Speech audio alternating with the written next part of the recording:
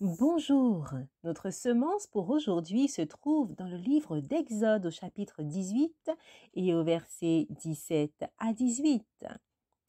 Le beau-père de Moïse lui dit, ce que tu fais n'est pas bien, tu t'épuiseras toi-même et tu épuiseras ce peuple qui est avec toi, car la chose est au-dessus de tes forces, tu ne pourras pas y suffire seul.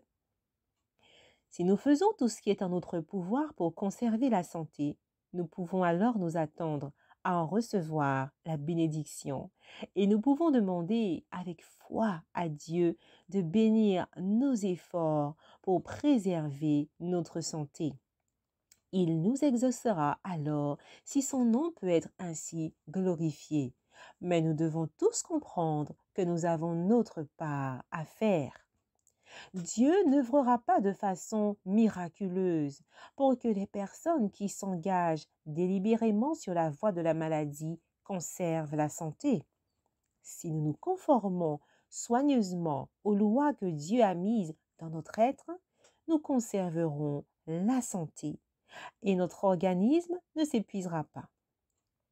Beaucoup m'ont demandé comment se comporter au mieux pour rester en bonne santé. La réponse est simple. Cessez de transgresser les lois de votre organisme, de satisfaire un appétit dépravé. Consommez des aliments simples. Habillez-vous de façon saine, c'est-à-dire simplement et modestement. Travaillez sainement et vous ne serez pas malade. De nombreuses personnes souffrent des conséquences des transgressions de leurs parents. Ils ne peuvent pas être blâmés pour les péchés de leurs parents, mais il est de leur devoir de connaître les erreurs de leurs parents et leurs mauvaises habitudes pour les rectifier dans leur vie et se mettre par des habitudes correctes en meilleure relation avec la santé. L'action saine et harmonieuse de toutes les fonctions du corps et de l'esprit produira le bonheur. Plus ces fonctions sont élevées et pures, plus le bonheur l'est aussi.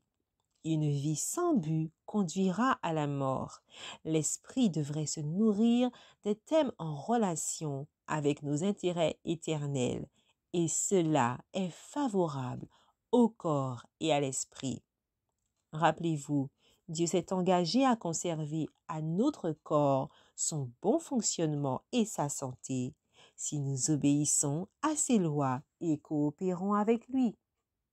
Puissiez-vous passer une excellente semaine et que cette semence puisse germer en vos cœurs et porter une moisson de fruits abondante à la gloire de Dieu. Soyez bénis.